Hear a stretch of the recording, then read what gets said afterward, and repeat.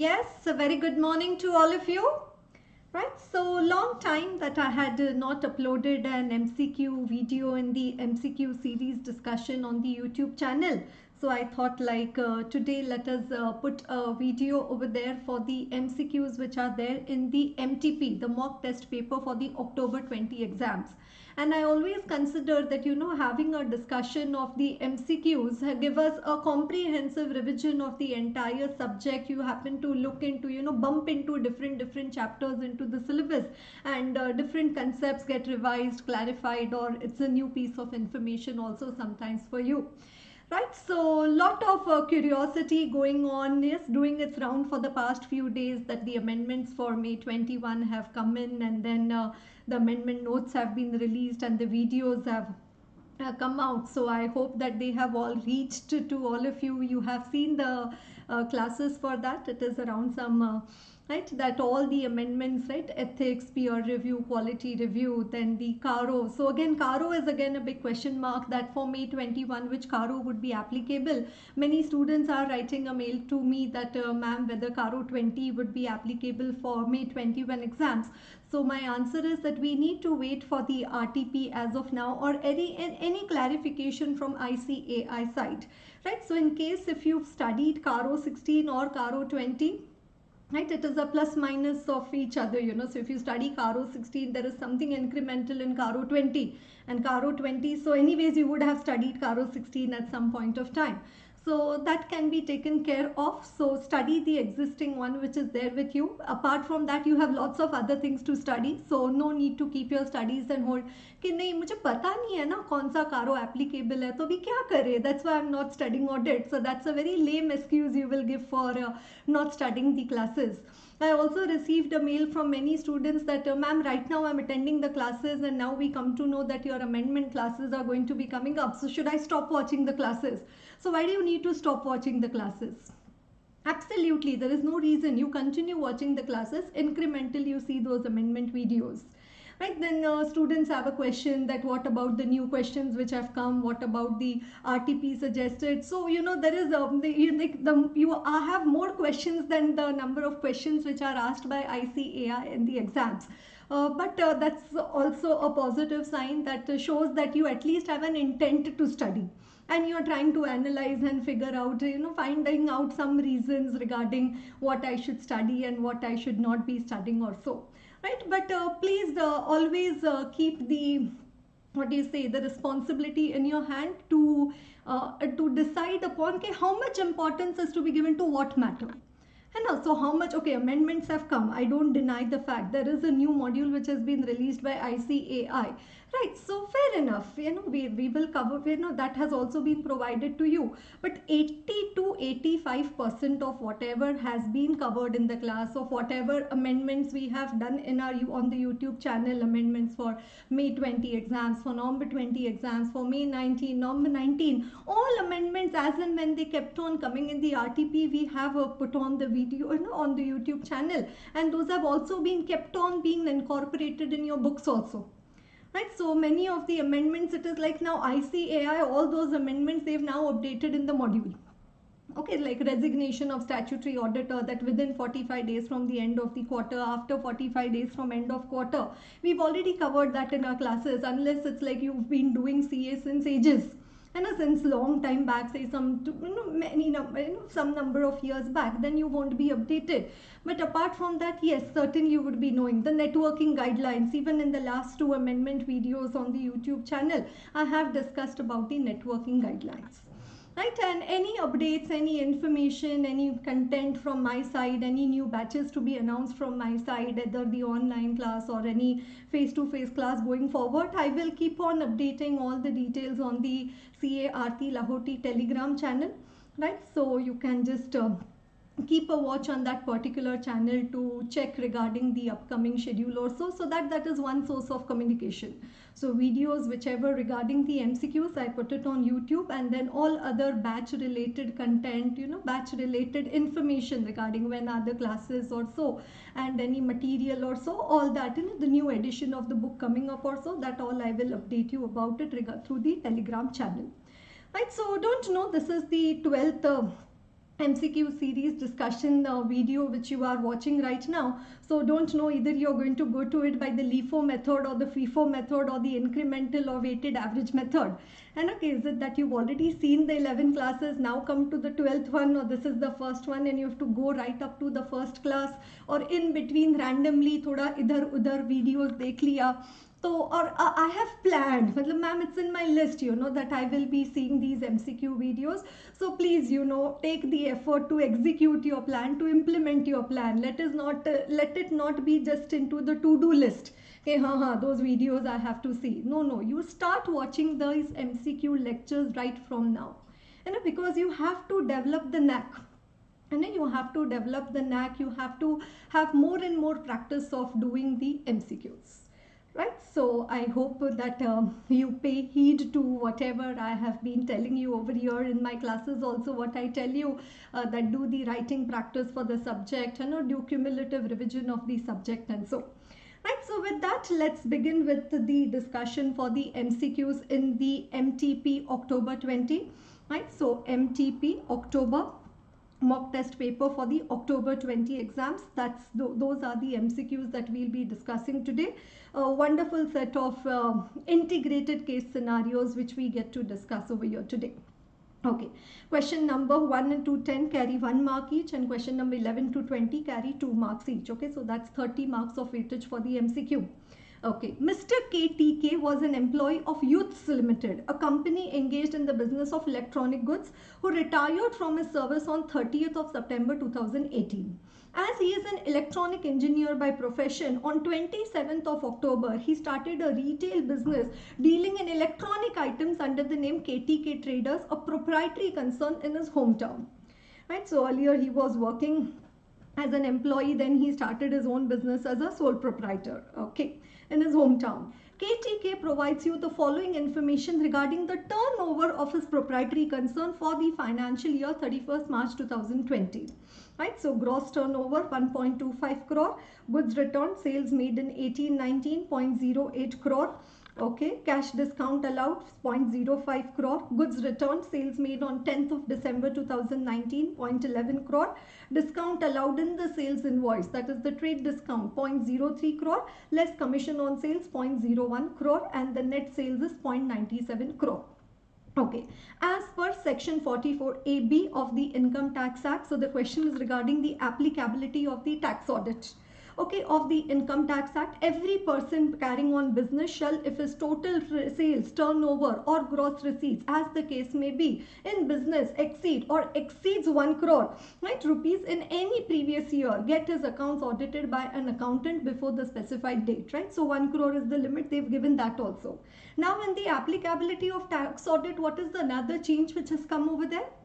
One, for business it is 1 crore, for profession it is 50 lakh, and then also now it says the applicability of tax audit would be 5 crore is for assessees in business, and if more than 95% of their receipts are coming through the banking channel. And if more than 95% of the receipts, then the limit for the applicability of tax audit is not 1 crore, it is 5 crore. But one is the limit 5 crore if more than 95% of the receipts and payment of the business are taking place through the banking channel. Right, so this we've also covered in our amendments, right? This is the new thing which has come up over there.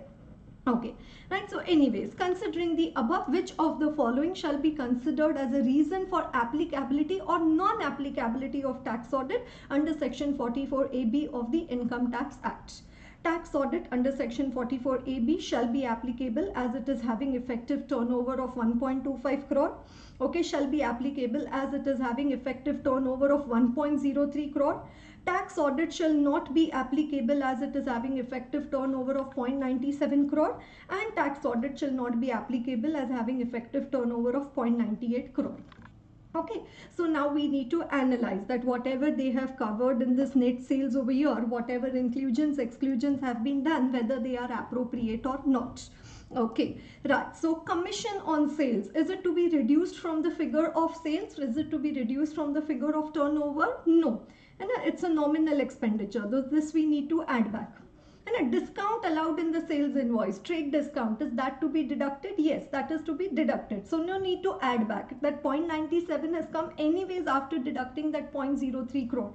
And so no need to add back. Okay, goods return, sales return, are they allowed to be deducted? Yes, they are allowed to be deducted. So no need to add back. And what is not allowed to be deducted but which is deducted, that we will add back. Okay, right, cash discount allowed. So again, cash discount allowed, not allowed to be deducted, so that we need to add back. And that we need to add back. Are you getting that? Is the cash, the commission on sales and the cash discount, these are the nominal expenses. These are not to be reduced from the turnover, but they have been reduced. So we need to add them back. And goods returned, again, made during the financial year 18-19, that is related to the previous year, even that is allowed as a deduction. Right, so all would be allowed as a deduction, right? So what is not allowed is this 0.01 and the 0.05, right? So 0.97 plus 0.01, 0.98 and plus 0.05, that is 1.03 crore, right? So 1.03 crore, right? So correct option over here would be B. A tax audit under section 44AB of the Income Tax Act 1961 shall be applicable as it is having an effective turnover of 1.03 crore, which is more than the prescribed limit. Wonderful. Right, question number 2. MMH and company is of large firm of chartered accountants having 10 partners and 7 branches across India. The firm had undertaken statutory audit of the branches of some insurance company and public sector banks. They were also the central statutory auditor of a major private sector bank in South India. Right, so central statutory auditor of a major private sector bank. So right, this tells us that it's a level 1 unit under peer review. Remember applicability of peer review, level 1, level 2, level 3. Now in the revised statement, it is only level 1 and the level 2. And there is no level 3 over there. But anyways, in the revised one also it says if you're the central statutory auditor of the public sector, private sector, foreign, cooperative, banks, public financial institution, and one more is added over there now, the regional rural bank. And if you're the central statutory auditor of regional rural bank also, then level 1 unit and peer review to be done once in 3 years. Right, and in case of level 2, the peer review to be done once in 4 years. Okay. Right, so they were also the central statutory auditor of a major private sector bank in South India. On 1st September 2019, the firm got an intimation from the peer review board regarding the peer review of the firm. So the practice unit got an intimation from the peer review board. The board recommended some names of reviewers. They give an option of 3 reviewers. The practice unit MMH and company firm selected CAR and intimated the name to the board. Okay, so this comes in our peer review process, intimation to the practice unit and selection of the appointment of the reviewer. CAR along with his qualified assistant did an on-site review. On-site review, earlier peer review statement we said it could not extend beyond 7 working days. Now it says depending upon the size of the practice unit, it should not extend beyond 7 to 15 working days. So that's the change over there. Okay, the firm was not happy with the preliminary report issued by the reviewer, arguing that the findings of the reviewer were baseless. The managing partner of the firm wrote a letter to the peer review board doubting the eligibility of the reviewer.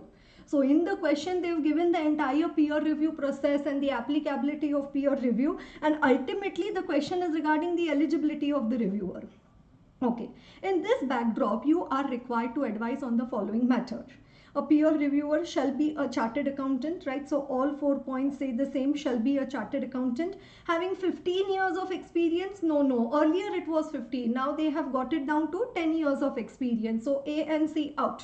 Okay, now at least 10 years of experience in practice and shall have conducted the audit of level 1 entities at least for 7 years in case if he has to do the peer review of a level 1 unit. And this question we know this is a level 1 unit because it's the central statutory auditor of a private sector bank. What does the other option say? 10 years of experience and should have conducted audit of level 2 units at least for 7 years. No. And a drafting error. Right, so this B is the correct option. A peer reviewer shall be a chartered accountant having at least 10 years of experience in practice and should have conducted the audit of level 1 entities at least for at least 7 years. Wonderful. Right, question number 3. Letterhead of CA Panaj, right, a practicing chartered accountant is reproduced below.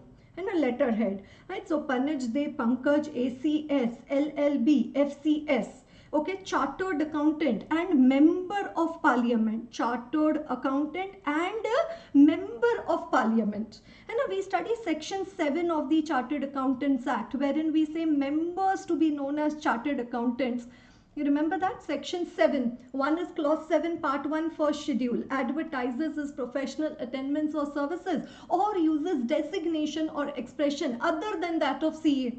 And on professional documents such as letterheads, signboards, visiting cards, unless it be a degree of university established by law in India, recognized by central government, title indicating membership of ICAI, or an institution whose membership has been recognized by the central government or the council. And provided that a member in practice may advertise through a write-up subject to the guidelines issued by the council. And also section 7 and clause 7. Right, so what do we study in section 7? Members to be known as chartered accountants, right? Nothing in addition thereto or nothing in substitution thereof. है ना, इसके साथ और कुछ नहीं लिख सकते हैं, इसके अलावा और कुछ नहीं लिख सकते हैं, है ना? Nothing in addition thereto or nothing in substitution thereof. Here what they've done, in addition thereto, they have written member of parliament. And in our clarifications of clause 7 also we say that member of parliament, municipal councillor, improper to state on professional document. And letterhead is a professional document over here. And so you cannot use. And you cannot say member of parliament. As per the Chartered Accountants Act 1949, you are required to choose the appropriate answer. As per 711 to the Chartered Accountants Act, he shall not use the designation member of parliament in addition to that of chartered accountant. Okay. Then he shall not use the designation LLB in addition to that of chartered accountant, as he is not enrolled as an advocate as per 711. But how do we know that he is not enrolled as an advocate? Here, what is section 7? Members to be known as chartered accountants. Nothing in addition thereto or nothing in substitution thereof. Okay. He can use the designation such as member of parliament, member of legislative assembly in addition to that of chartered accountant, as these are specifically allowed as per 711. Oh no. We completely don't like this option. है ना, B में तो भी ऐसा लगता है कि हाँ LLB भी नहीं अलाउड है, बट सी तो what, he can use designation such as member of Parliament. No. Okay, as per 711 to the Chartered Accountants Act, he can designate himself as chartered accountant and a company secretary, as he is a member of the Institute of Company Secretaries of India also. But if I select this option, does it address the question wherein it talks about the chartered accountant and member of parliament? No. The biggest problem we have is over there. Okay, along with chartered accountant, in addition thereto, he is saying that he is a member of parliament. And we say na, income tax consultant, financial advisor, legal advisor, management consultant, not allowed. Right, so nothing in addition thereto or nothing in substitution thereof. Right, so nothing regarding advocate, nothing regarding secretary. We say only not to use the designation member of parliament in addition to that of the chartered accountant. Yes, all good for everyone? Okay, wonderful. Question number 4. In accordance with the provisions of the Companies Act 2013, with respect to investigation into the affairs of the company, who can be appointed as an inspector? So one we have investigation into the affairs of the company, and one we have investigation into the ownership of the company, and the types of investigations under the Companies Act. So it says with respect to investigation into the affairs of the company, who can be appointed as an inspector? Raj and Associates, a firm. CA Rahul, that is individual.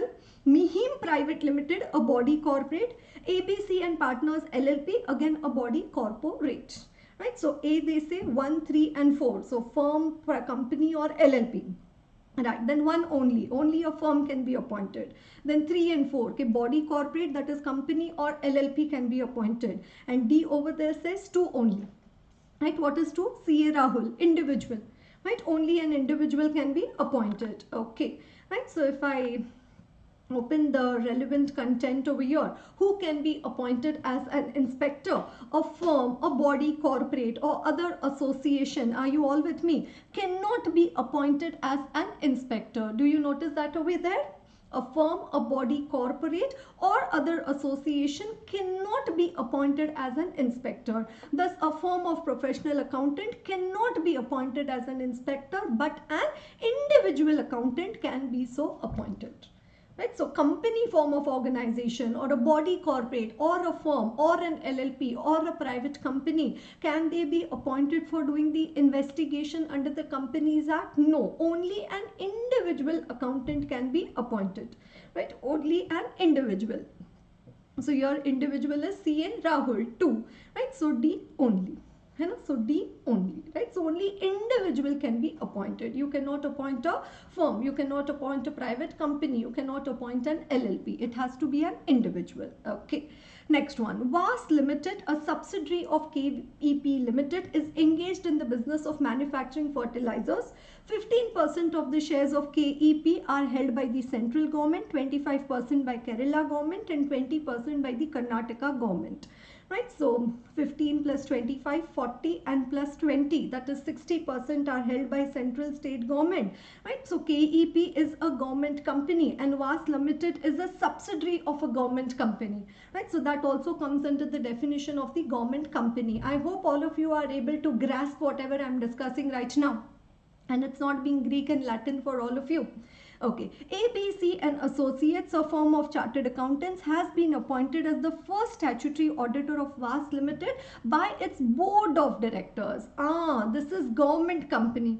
And in case of government company, the first power to appoint the first auditor in case of a government company has been given to the CAG, the Comptroller and Auditor General of India. They can appoint the first auditor of a government company within 60 days. Wonderful. From the date of registration of the company. Right? So very simple question. Okay. You are required to suggest which of the following statement would be correct. Okay. First auditor of VAS Limited shall be appointed by CNAG within 60 days from the date of registration. CNAG within 60 days seems to be okay, but let us also check the other options. Okay. First auditor shall be appointed by, right, CNAG within 180 days. No. Okay. First auditor shall be appointed by members in EGM within 30 days from date of registration. No. And why EGM? No. Right. The first auditor shall be appointed by the board of directors within 30 days from the date of registration. Right. So this would have been good for other than government company. But here in this case, it is a government company. So that is why no. So what is the correct option over here? A. The first auditor of VAS Limited shall be appointed by CNAG within 60 days from the date of registration. Okay, great. Question number 6. During the audit of AMC Finance Limited and non-banking financial company, the auditor found that a fraud was committed by its employees amounting to 107.80 lakh. Right? So audit of NBFC, an auditor found out that an employee has done a fraud of 107 lakh. The management of the company took severe action against the employee and the auditors took all the necessary steps to report the fraud. Which among the following steps auditors should take with respect to the fraud committed by the employees of the NBFC? Right? So fraud has been done by an employee of the NBFC. Okay. Now, if you look into the August 19 module of ICAI, right, this is the August 19, the earlier one, right, that time for a very small period of time, they had incorporated this in your syllabus, reporting of frauds to the RBI as per master direction, monitoring of frauds in NBFC Reserve Bank direction 2016. And many of you might be saying, oh, I never knew about this. So it's okay if you never knew about this, because now anyways that has been done away with. And now they've simply given, so this is the latest module, the December 20. And now I repeat, this was the August 19 module.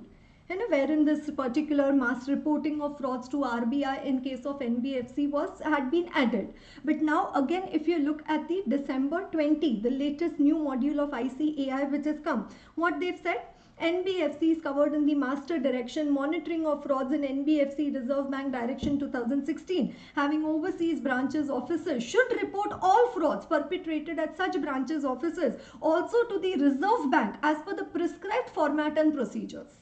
And so what is the prescribed format? What is the procedure? All that was there earlier. But now is it there? No, now it is not there. But do we understand from this that NBFC, the fraud is required to be reported to RBI? I hope it is clear, getting clear to all of you. Right, so one I showed to you the August 19 module, wherein this particular question, monitoring of frauds ka reporting, was there. On the basis of that question was there in the MTP, in the MCQ. But now it is again not relevant because they have deleted and they've just said that reported to RBI as per the prescribed format and the procedures. Okay, right. So let's see whether common sense would also help us over here. Okay, so report in the prescribed form should be sent to Central Fraud Monitoring Cell of RBI within 3 weeks from the date of detection of the fraud. Okay, report in the prescribed form shall be sent to any regional office of Department of NBFC, yes, of non-banking supervision of RBI within a week from date of detection of the fraud. So, generally sent to any regional office doesn't seem to be very appropriate. Okay, report the fraud in the prescribed form to the central government within 21 days from the date of detection of fraud. Now we have 143.12 which talks about duty to report the fraud to CG. So there we don't have any mention of 21 days as such. Okay, report the matters to the promoters of the company within 15 days from date of detection of fraud. Promoters from where they have come over here. And you have to report it to the regulatory authorities, to the statutory authorities, right? So what seems to be appropriate? A. Report in the prescribed form should be sent to the Central Fraud Monitoring Cell of RBI within 3 weeks from the date of detection of the fraud. Okay, right? So 6 is A is the correct option. For question number 6, A is the correct option. Okay. Next one, as per Regulation 20 and Part D of Schedule 2 of SEBI LODR Regulations 2015, who among the following shall be appointed as the chairperson of the Stakeholders Relationship Committee? And so we need to study about the composition, right? The constitution of the Stakeholders Relationship Committee, right? The constitution of the Stakeholders Relationship Committee. Right, so the listed entity shall constitute a stakeholders relationship committee to specifically look into various aspects of interest of the shareholders, debenture holders and other security holders. Okay, the chairperson of this committee, did you see it or notice it over here? The chairperson of this committee shall be a non-executive director. Right, the chairperson of this committee shall be a non-executive director. Right, chairperson of this committee shall be a non-executive director. And now what is the question?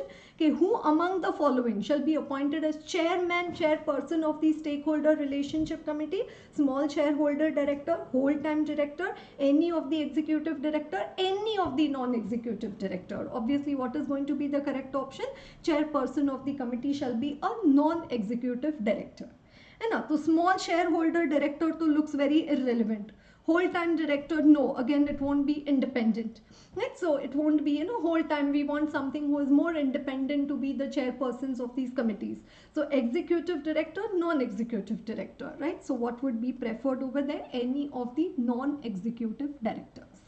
Right. So see, it's an eye-opener for you. Okay, next time when you study, say, risk management committee or nomination remuneration committee or stakeholders relationship committee, you're more alert. Okay, chairperson, a non-executive, ऐसा MCQ question comes. And such type of an MCQ question comes. So it helps you in your exam preparation, in your study approach also. When you go through such type of questions. Okay. Question number 8. Ram, Raj and Associates have been appointed as statutory auditors of Venus Limited for 1920. During the year, the company has entered into some related party transactions. Super, SA 550. Okay. CA Ram, the engagement partner, has taken a management representation letter regarding the proper accounting, presentation and disclosure of such a related party transaction. Happy auditor taking representation letter regarding accounting, presentation, disclosure of such related party transaction. And what do we say in 580? Written representation is not a substitute for the normal audit procedures to be performed by the auditor. Is there any further responsibility of CA Ram with respect to the other procedures to be performed for related party transaction, or just be happy getting the representation letter? Or just be happy getting the representation letter? Right, so no, there is no further responsibility of CA Ram, as the best audit evidence for related party transaction is the management representation letter. Please, don't select this option. And you've done audit class, no? So no, even if you've not done audit class, whatever, but you can't select this one. कि अभी क्या representation ले लिया, तो no other evidence. No. Okay. There is no further responsibility of CA Ram as the audit firm is responsible for verifying the balance and disclosure of related party transaction. The identification of related party transaction is the responsibility of management of Venus. Now look at this. There is no further responsibility of CA Ram as the firm is responsible. अब Ram और firm को अलग कर दिया. They've distinguished, they've segregated between Ram and the firm. There is no further responsibility of Ram as the firm is responsible. Arey, Ram is a partner of the firm, so he is responsible on behalf of the firm. Right? If he doesn't fulfill the responsibility, how will the firm fulfill it on its own? So the moment I read this, there is no further responsibility, I said, no. But I don't delete without reading the entire sentence. And we never delete with that way. Okay. Next one. Yes, the audit firm has the responsibility to perform audit procedures to identify, assess and respond to the risk of material misstatement arising from the entity's failure to appropriately account for related party relationships, transactions and balances, and obtaining merely management representation letter can be considered, yes, as can be considered to be sufficient appropriate audit evidence. Right? And obtaining merely management representation letter can be considered to be sufficient appropriate audit evidence. It should be, cannot be considered to be sufficient. But let's read the last one first. And yes, the auditor has the responsibility to detect fraud and error with respect to related party transaction. Now I am talking about related party. You are giving it a different dimension by saying yes, auditor has responsibility to detect fraud and error with respect to related party. Then no fraud and error regarding accounting estimate? No, so you can't link the two over there, right? So this won't be the option.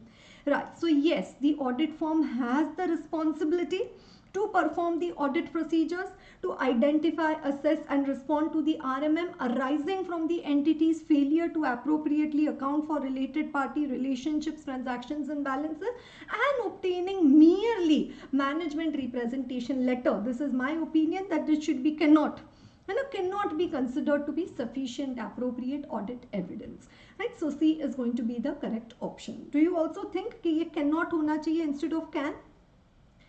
Yes, students say, ma'am, anyways, there is no further responsibility, out. There is no further responsibility, out. And this one now, D seems to be very vague. The auditor has responsibility to detect fraud and error with respect to related party. No. Right, so C would be the correct option. Right, question number 9. Okay. CA Ajay was appointed as the statutory auditor of TUV Limited at Delhi. TUV Limited has a branch office at Pune. A branch auditor, CA Suresh, was appointed to conduct the audit of the Pune branch of TUV Limited. CA Ajay provided CA Suresh with a questionnaire regarding the details of the branch office of certain specific accounts and balances to be filled in by CA Suresh, in which indication of material misstatements are involved. Okay, so Ajay is the principal auditor and Suresh is the branch auditor. Yes, and Ajay has asked Suresh to fill up some questionnaire. Ajay provided CA Suresh with a questionnaire regarding the details of the branch office of certain specific account and balances to be filled in by CA Suresh, in which indication of material misstatements are involved. CA Suresh denied to fill such questionnaire, as he explained that CA Ajay, as the principal auditor, has no such right. So Suresh is telling how he can send me such questionnaire and all to be filled up. He has no such right. Which is the relevant essay? Question number 1. Which is the relevant essay? Branch audit. And regarding branch auditor. And which of the following course of action is correct in this regard? And so using the work of another auditor. So that is essay 600. And so where I say 610, out. And because that is not the relevant essay. The relevant essay is 600.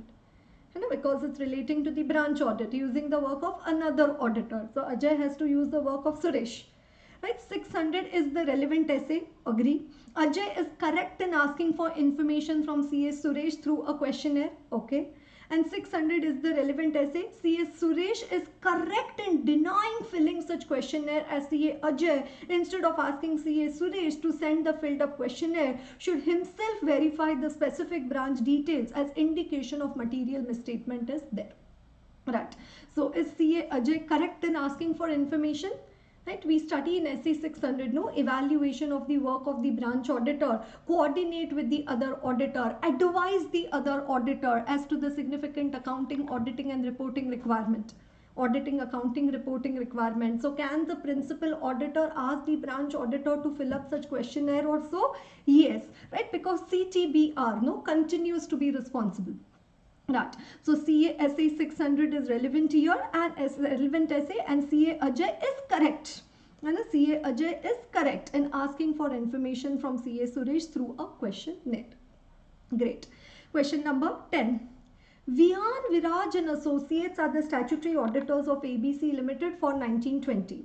The company had a strong internal control team. During the course of audit, CA Vian, the engagement partner, found that the company has factories all over across the country. In order to verify the wage expenses at all the factories, CA Vian decided to use the internal audit team of the company. So decided to use the internal audit team of the company. Right? Statutory auditors have decided to use the work of internal auditor. And so now 610. He accordingly discussed the same with Mr. Gaurang, the chief internal auditor of ABC Limited, to provide him a report on the wage expenses across all factories. Which of the following requirement as per SA 610 are required to be fulfilled by CA Vian prior to using the direct assistance of the internal audit team of the company? Right, so now the statutory auditor wants to take the direct assistance from the internal auditor. Now in 610 we have the concept of taking the direct assistance from the internal auditor. So it says which of the following requirement as per SA 610 are required to be fulfilled by CA Vian prior to using the direct assistance of the internal audit team of the company. Okay, CA Vian should obtain written agreement from the management of ABC that internal audit team will be allowed to follow the statutory auditor instruction. CA Vian should obtain written agreement from Mr. Gaurang that his audit team will keep the matters confidential, both A and B. CA Vian can use the direct assistance of the internal audit team after discussing the same with the management. No prior written agreement is required. No prior written agreement is required. Wrong. Right. So CA Vian should obtain a written agreement from the management that internal audit team, yes, we allow you to follow the instructions, do the work as required by statutory auditor. CA Vian should obtain written agreement from Gaurang, the chief internal auditor, that his team members will keep the matters confidential. Right? So confidentiality requirement to be complied with by the internal audit team member. Yes. Right. So written agreement regarding each of these. So both A and B. Right. So both A and B. Right, happy for those who are listening to the class so far. Okay, rest I don't know what would they be already busy doing with, or probably deciding to attend the remaining part sometime later. Right, so we've completed with the first 10. Now let's come to the next 10 MCQs over there. Okay, so now it's the integrated case scenario. It's highly integrated. Okay. Minsan Limited, an unlisted company in South India, is engaged in the business of spice oil extraction. Okay. And a total paid up capital of the company is 9 crore. Details of annual turnover and profit of the company for the last 3 years are given below. Year ended turnover rupees in crore, profit and loss before tax rupees in crore. And 18, 19, 20, 527 crore, 301 crore and 104 crore, right? So profit turnover is going down, and 50 crore, 1 crore, and now loss of 10.25 crore. Okay. The company is using conventional method for extraction of oil from these spices. This requires more human intervention and hence cost of production is high as compared to innovative method used by other new companies. Right, so all sad news type of regarding the company, conventional method, more human intervention, cost of production is high, and other companies are using more innovative method, right? So going concern type of, and already we come to know that turnover is going low, even the profits are converted into losses now. Okay, right, now it says losses. Okay, so though the company had significant growth in the past years, it has not done well over the last 2 financial years due to competition. A new competitor, namely Natural Extracts Limited, had come in the market during the year 2018, and by the end of March 19, they captured around 75% of the market share by offering the product at a reduced price. They use new machinery which allows whole range of automated extraction method, thus minimizing the manual steps and reducing the cost of labor. Okay, in order to reduce cost of production and thereby recapture the market, the management of Minsan Limited has planned to erect a new plant with an automatic machine. The estimated cost of the plant and machinery is 90 lakh. Okay, the company approached SA Bank Limited for a term loan of 80 lakh, which would be repaid in 5 years. On 28th of December 2019, the bank had sanctioned the loan and disbursed 40 lakh till 31st March 2020.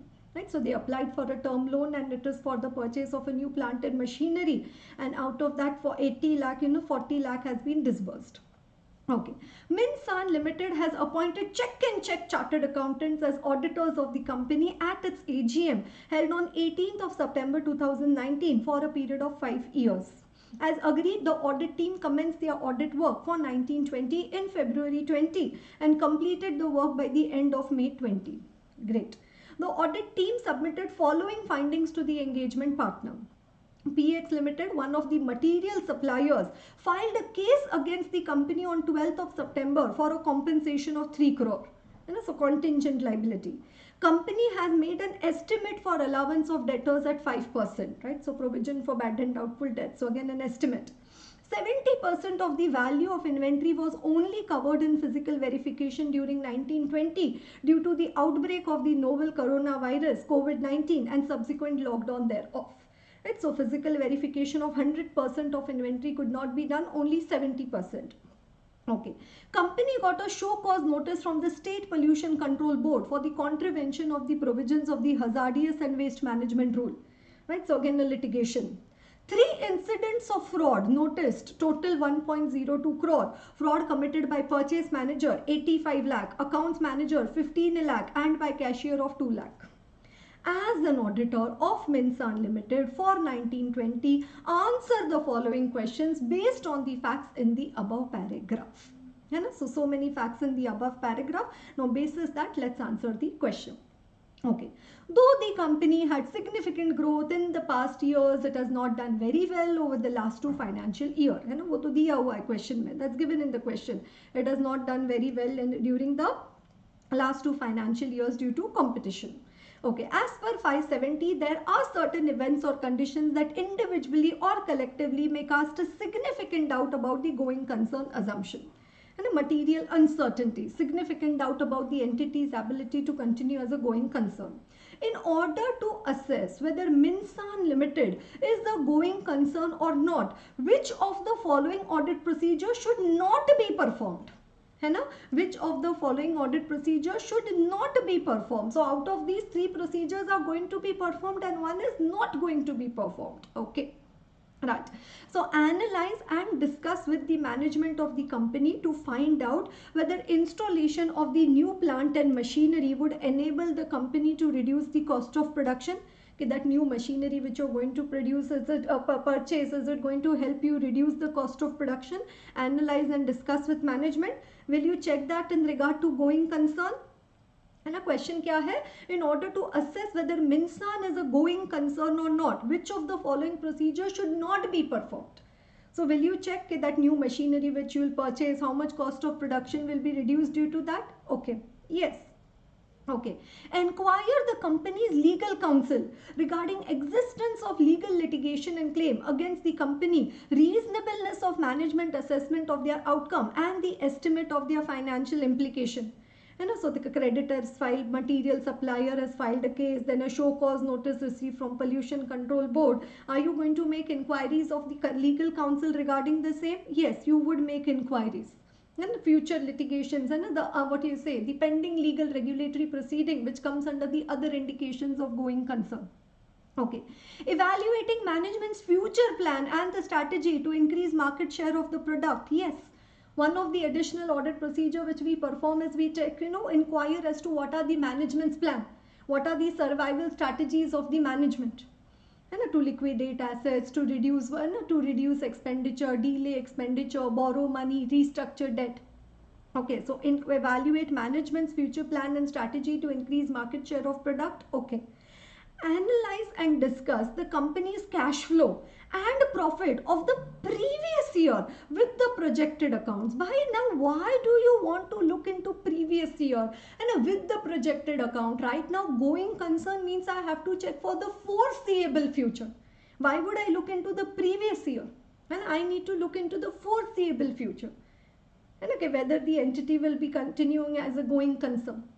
Right, so analyze and discuss the company's cash flow forecast. Had they written, that would have been great. But what they've done, cash flow and profit of the previous year with the projected account. That is why we don't like this point, and that is why this is the correct option. Because first three procedures we will perform, but fourth procedure shall not be performed, should not be performed. Right, so D is the correct option. Next one, company has made an allowance for debtors at 5%, provision for bad and doubtful debts at 5%. Some financial statement items cannot be measured precisely but can only be estimated. Okay, the nature and reliability of information available to management to support the making of an accounting estimate varies widely, which thereby affects the degree of estimation uncertainty associated with accounting estimate. And in 540 we talk about degree of estimation uncertainty. We talk of examples of high estimation uncertainty, low estimation uncertainty. Please advise which among the following may have higher estimation uncertainty and higher risk as per SA 540. So which of the following is an example of a high estimation uncertainty and high risk as per SA 540? Okay, judgments about the outcome of a pending litigation with PX Limited against the company. PX Limited is the material supplier. PX Limited is one of the material suppliers. So judgment about the outcome which is not wholly within the control of the entity. Okay, estimates made for inventory obsolescence that are frequently made and updated. So frequently made, that means there is not going to be high estimation uncertainty. Why? Because it is frequently made. A model used to measure the accounting estimate is well known and the assumptions to the model are observable in marketplace. So frequently made, so no high estimation uncertainty. The model which is used for calculating estimate is well known, so again no high estimation uncertainty. Okay, an accounting estimate made for allowance for doubtful debts where the results of the auditor's review of similar accounting estimates made in the prior period financial statements do not indicate any substantial difference between original accounting estimate and actual outcome. If they indicate a substantial difference, कि आपने सोचा था कि 70 marks will come and actually 23 marks came, then there is a substantial difference. But you thought that 59 will come and 58 will come, then there is no substantial difference. So there is no high estimation uncertainty over there. And they do not indicate any substantial difference between the original accounting estimate and the actual outcome. So again, no high estimation uncertainty. Right, so where is the high estimation uncertainty? In number 1, in A case. And judgments about the outcome of pending litigation with PX Limited against the company. And judgments about the outcome of the pending litigation with PX Limited against the company. Right, good for everyone? Okay, question number 13. Okay, the company in the notes accompanying its financial statements disclose the existence of suit filed against the company with full details. Based on the evidence obtained, it is necessary to draw users' attention to the matter presented in the financial statements by way of clear additional communication, as there is uncertainty related to the future outcome of the litigation. Anything coming to your mind? It is necessary, based on the evidence obtained, it is necessary to draw users' attention to the matter presented in the financial statements by way of clear additional communication, as there is an uncertainty related to future outcome of the litigation. So right, let's read the second line. I don't know what's in your mind, but let's read it further and then we can check. Reconcile. In this situation, which of the following reporting option would be correct if auditor is satisfied with the conclusions reached by the management and this matter is, yes, pay attention, and this matter is fundamental to the reader of the financial statements, fundamental to the user's understanding, already although appropriately presented, disclosed in the financial statements. How do you report it in the audit report? By way of an, yes, am I hearing it correctly? By way of an emphasis of matter paragraph. Superb. Okay. Include an emphasis of matter paragraph in the audit report having a clear reference to the matter being emphasized and issue a qualified opinion. Why emphasis and why qualified also? तो यहाँ तक ठीक था ये, and issuing qualified opinion out. Okay. Include in the basis for adverse opinion paragraph and issue an adverse opinion having a clear reference to the matter referred in the notes to account out. No basis for adverse. Include in the basis for disclaimer of opinion paragraph having a clear reference to the matter and issue disclaimer out. Okay. Include and sometimes you delete the first three and then fourth one now it has to be the fourth one, no, but say sometimes after reading the fourth one you think this is also out, so then out of 1, 2, 3 you'll have to take one of them in. Right, so include an emphasis of matter paragraph in the audit report having a clear reference to the matter being emphasized and to where relevant disclosures that fully describe the matter can be found in the financial statements, right? So D is the correct option. Great. Next one. Company got a show cause notice from the State Pollution Control Board. That's written over here in the question. State Pollution Control Board. Okay. As per SA 250, the auditor shall perform the audit procedure to help identify instances of non-compliance with other laws and regulations that may have a material effect on the financial statements. As the audit team of the company became aware of the information concerning an instance of non-compliance with law, what would not be the audit procedure to be performed? So similar to going concern, these three procedures we will perform, fourth one we will not perform. And a previous year profit. Now here also, which of the following, what would not be the audit procedure to be performed regarding the non-compliance with the laws and regulation? Okay, understand the nature of the act and the circumstances in which it has occurred and obtain further information to evaluate the possible effect on the financial statement. Will you perform this audit procedure? Pay attention. Will you perform this procedure? Understand the nature of the act. क्यों State Pollution Control Board के पास से notice आ गया? Circumstances in which it has occurred and obtain further information to evaluate the possible effect on financial statement. Okay. Discuss the matter with the management. And if they do not provide the sufficient information and if effect of non-compliance seems to be material, legal advice may be obtained. Right, so discuss and if not sufficient, take legal advice. Okay, will you perform these procedures? I don't know what answers you're preparing in your mind or waiting for me to say. Right, so let's come to the C1. Monitoring legal requirement and compliance with a code of conduct. Now I'm checking non-compliance with law regulation. Where did they get code of conduct over here? Ethics, in SEBI LODR, we have the code of conduct now. And ensuring that operating procedures are designed to assist in the prevention of non-compliance with law, regulation and report accordingly. The procedures are designed to prevent non-compliance, that is later. Right now, so I have found out a non-compliance, an instance of non-compliance with the law. Okay. For D, evaluate the implication of non-compliance in relation to other aspects of audit, including risk assessment and reliability of written representation and take appropriate action. So implication of non-compliance, yes. Discuss the matter with the management. Non-compliance seems material, seek legal advice, yes. Understand the nature of the act, circumstances in which it occurred and obtain further evidence to evaluate possible effect on financial statements, yes. Right, so what is no? C is going to be no. Monitoring legal requirement and compliance with the code of conduct and ensuring that operating procedures are designed to assist in the preparation of non-compliance with law, regulation and report accordingly. No, that is not a procedure which you will perform in a situation where there is an instance of non-compliance with law. Okay, right, so A, C, A, B, D, yes, C, no. Okay, question number 15. The company had availed some amount of loan what? 80 lakh ka loan, out of which 40 lakh has been disbursed. 80 lakh ka loan for purchase of machinery of some 90 lakh and out of that 40 lakh has been disbursed. Okay. So some amount of loan, yes, for purchase of for new plant and machinery during the year under audit.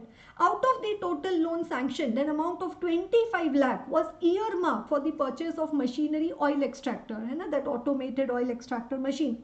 But the company has acquired an improved model of the machinery, right? Namely the oil extractor with dryer instead of the earlier one. State which of the reporting option would be correct. Right, so why that money was taken, why the term loan was taken from bank financial institution for acquiring a plant and machinery, say to acquire plant and machinery A.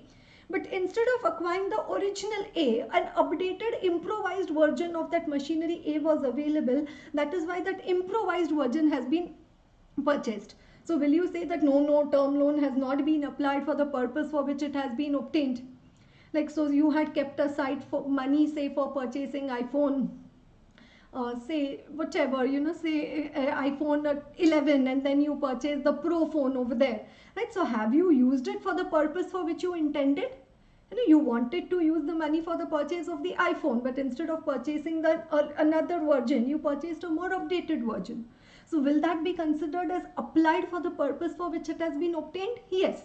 And had the money which you had kept aside for purchasing the phone, you would have used it for purchasing a printer, then we could have said that no, it has not been applied for the purpose for which it has been intended.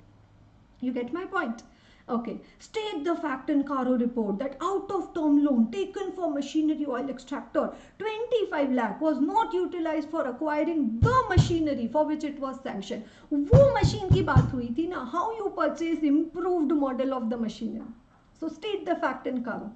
Okay, ask the management to change terms and condition of term loan as the company has acquired a different machinery. Report under Caro if the management does not agree with the demand. So either you change the terms and conditions of the agreement or I put it in Caro that time.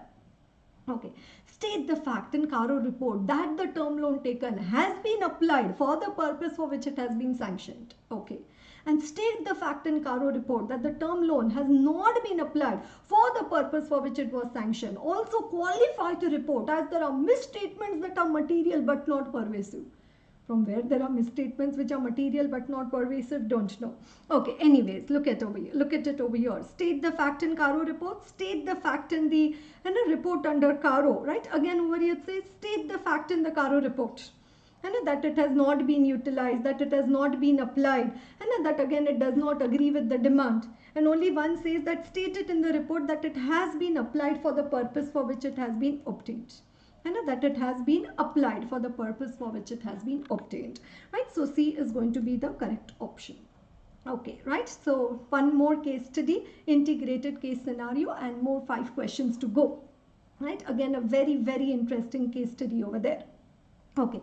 Papa Limited is a listed nationalized bank whose face value per share is 100 each, having its operations, and a face value per share is 100 each, having its operations across India. Papa Limited appointed Mr. Das, Pass and Tas as its central joint auditors for year 2021. After making sure that all of them are qualified to be appointed as statutory auditor of the bank, Papa Limited issued appointment letter as well as engagement letter to all of them. The engagement letter contains the details on the objective and scope of audit, responsibilities of the auditor, management, and the identification of the framework applicable. It also contains the reference to the expected form and content of the report from all 3 joint auditors. And so principal contents of engagement letter given in the question. Case study. During the year, Papa Limited has acquired another bank called Baby Limited. While finalizing the books of accounts, some adjustments were made to give effect of the merger. Acquired another bank, adjustments, so permanent consolidation adjustments, current period consolidation adjustments. These adjustments were related to determination of goodwill of 2 crore, permanent consolidation adjustment. Determination of amount of minority interest of 50 lakh, again permanent consolidation adjustment. Intra-group transaction adjustment of 15 lakh, current period consolidation adjustment, intra-group transaction. okay, were also made. Another adjustment which was made was for harmonization of accounting policy of both Papa Limited and Baby Limited, which was of 30 lakhs. So again, current period consolidation adjustment and intra-group transaction and harmonization of accounting policy. Okay. While planning the audit, all joint auditors mutually decided that responsibility of verification of cash book will be entrusted to with Mr. Pass. But Mr. Pass failed to detect the fraud committed by the cashier, which could have been detected if he had properly checked the cash book. And so grossly negligent in the performance of his duties, Mr. Pass. Okay, this fraud was revealed in the special audit which was conducted on the directions of RBI. Responsibility for verifying compliance with SLR requirement was entrusted with Mr. Das. While performing audit on compliance with SLR requirement, Mr. Das used 12 odd dates in different months of the fiscal year. Mr. Das, with his professional judgment, used the below mentioned days. April 2nd Thursday, May 9th Saturday, June 5th Friday, July 31st Friday, August 31st Monday, September 1st Tuesday, October 30 Friday, November 1 Sunday, December 1 Tuesday, January 10 Sunday, February 8th Monday and March 7th Sunday. Okay, now Mr. Tas. So pehle ho gaya Pass, then ho gaya Das, and now they come to Tas.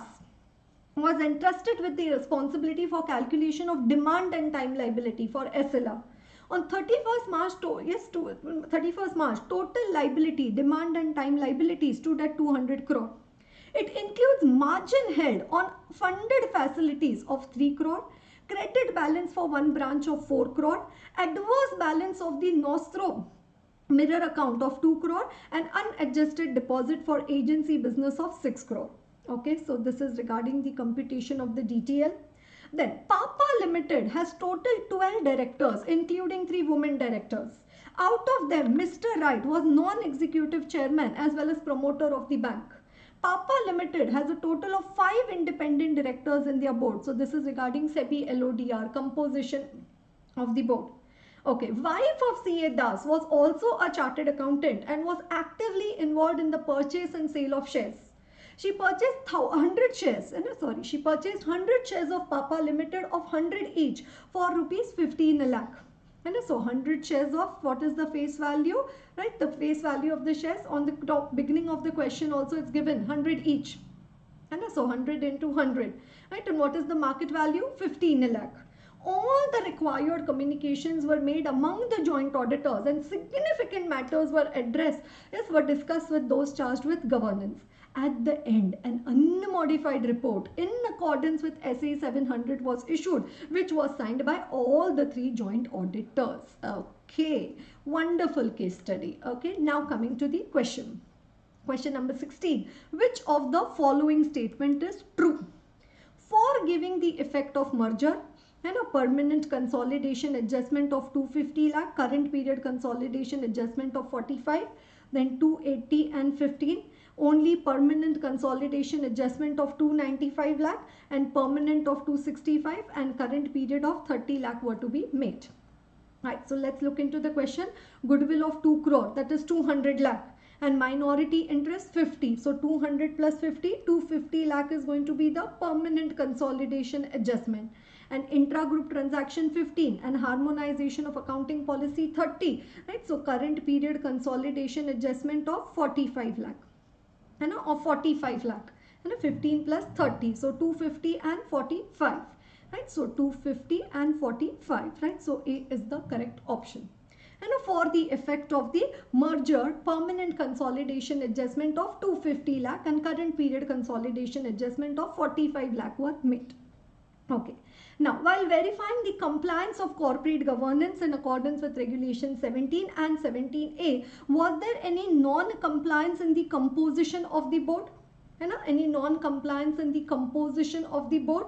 Right. So now, the composition of the board, either it talks about 1/2 independent directors or 1/3 independent directors. 1/2 or 1/3. There is no question over there regarding 2/3 independent director. So this is anyways not required. No, as it's up to the shareholder to decide composition of the board, no, we have the legal provisions for the same. So C and D is anyways not the option. So now whether 1/3 independent directors or whether 1/2 independent directors, that is the question. and whether the 1/3 independent directors or whether the 1/2 independent directors. Right, so let me probably just search it for you.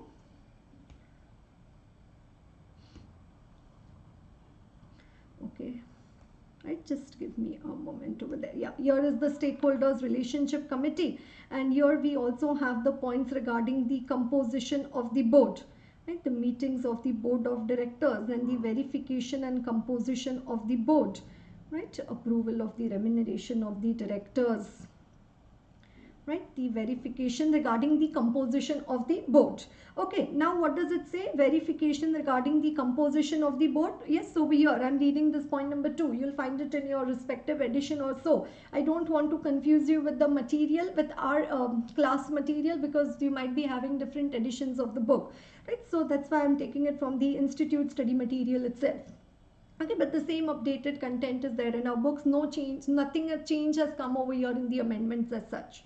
Okay, the auditor should also verify that whether chairperson of the board is a non-executive director, at least 1/3 of the board should comprise of independent directors, and in case the listed entity does not have a regular non-executive chairperson, at least half of the board should comprise of independent director. Right, but now in this given question over there, what is it? Right, in the given question over here. So yes, the point is over here. Has 12 directors, and out of which right was a non-executive chairman. So chairman is non-executive over there. Okay, right, so chairperson of the board is a non-executive director. At least 1/3 of the board should comprise of independent directors, and in case the listed entity does not have a regular non-executive chairperson, then at least half of the board shall comprise of independent director. Next one. Further, if the regular, now the question is silent about whether the non-executive director is he regular or not regular. But they've given that he is non-executive chairperson. And the chairperson of the board is non-executive. If the regular non-executive chairperson is a promoter of the listed entity or is related to any promoter or person occupying management position of the board level or at one level below the board, at least 1/2 of the board of the listed entity shall comprise of independent director. Right? So he is non-executive chairperson. Here the chairperson of the board is non-executive, as well as he is the promoter of the bank. Right? So when he is also a promoter of the listed entity, so he is non-executive. Do you see my cursor over here?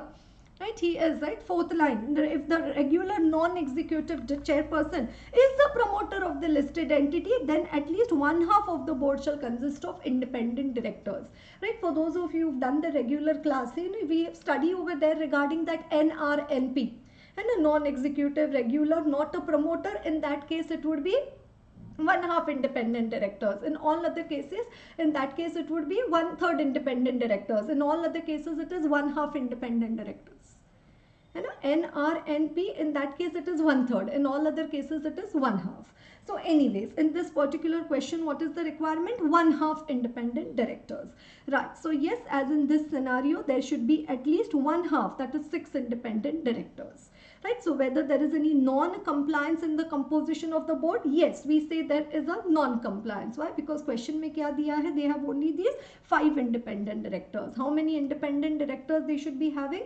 1/2. So that is 6 independent directors. Okay. Question number 18. List down all the months, right, whose date has been selected inappropriately by CA Das for calculation of SLR compliance. Right, so what do we say? The central statutory auditor or the statutory auditor of the company should check the compliance with the SLR requirement on 12 odd dates in a year, not being Fridays. And if you study the SLR ka audit of compliance with SLR requirement, you find that it is written over there not being Fridays. Right? And here in my question, if I see June 5th Friday, July 31st Friday, and October 30th Friday. And so 3 times it has been checked on Friday. And what does the provision say? That auditor should check it on 12 odd dates in a year, not being Friday. And so June, July, October, have they complied with the requirement? No. Right? So June, July, October, that is C. And June, July, October, that is C. Okay.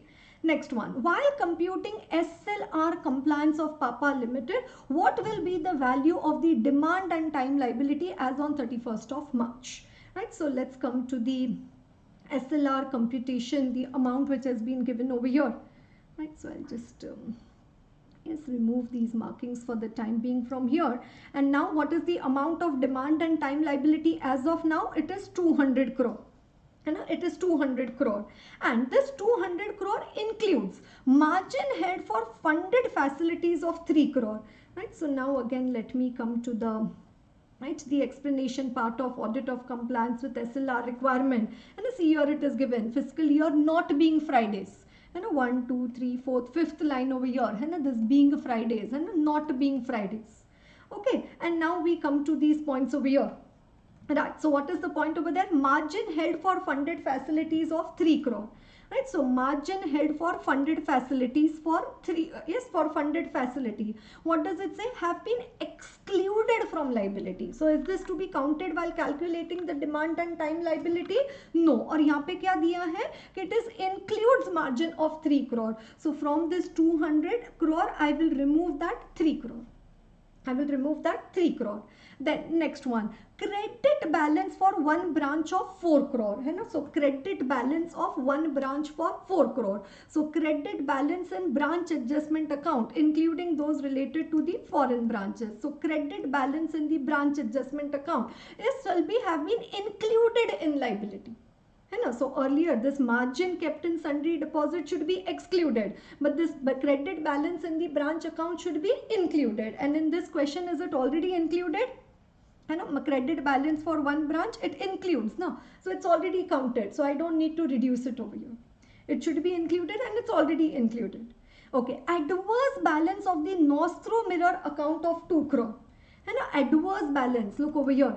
The adverse balance in the Nostro mirror account needs to be considered as liability to other. Again, it should be included. So again, this is already included. So I don't need to make any adjustment to this 200. And it should be included. It's already included. Right. And unadjusted deposit. Unadjusted deposit for agency business of 6 crore. Unadjusted deposit for agency business. Unadjusted deposit lying in bank link branches. This one for agency business. Unadjusted deposits balances lying in the link branches for the agency business is to be excluded. But in the question it is included. So now what I will do, this 6 crore I will minus. So 200 minus 9 will give me 191. 200 minus 3 minus 6, that is 191. Right, so over here 191 crore, 200 crore, 197 crore, 185 crore. Right, so 191 crore. And 191 crore. Okay, and then the last one. Will CA Das be disqualified after his wife purchased 100 shares for 15 lakh? So we say relative, person, partner. And is relative when a person holds any security of or interest in company, holding, subsidiary, associate, any other subsidiary of that holding company. However, relative can hold security up to the face value of rupees 1 lakh in the company. And relative can hold up to the face value of rupees 1 lakh in the company. Right, so 141(3)(d)(1). Okay, now here what is the wife? How many shares is she holding? 100 shares of Papa Limited of 100 each. Right, so is it exceeding 1 lakh? Face value, is it exceeding 1 lakh? No. Market value, let it exceed. That is not of concern for us. Okay, so Das will be disqualified as an auditor as his relative owns shares of more than 1 lakh market value. Market value, but we don't need to consider market value.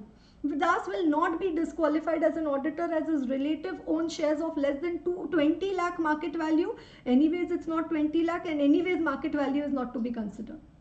Okay, Das will not be disqualified as an auditor as his relative owns shares of less than 1 lakh face value. Okay.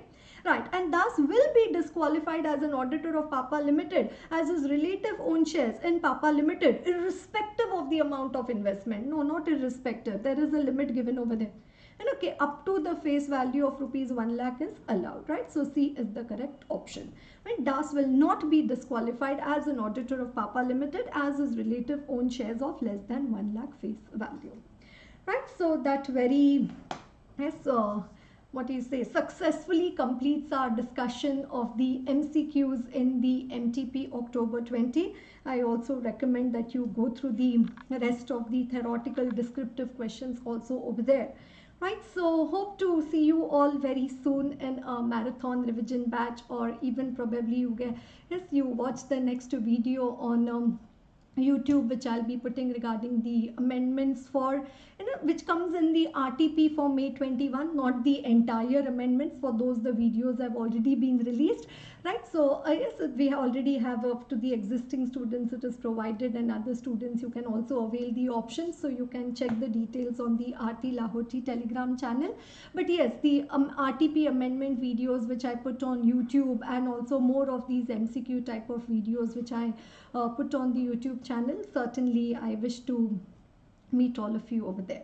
Right, so all the very best, and thank you so much for giving me your precious time and making it a point that you listen to these particular MCQ classes. Okay, bye bye.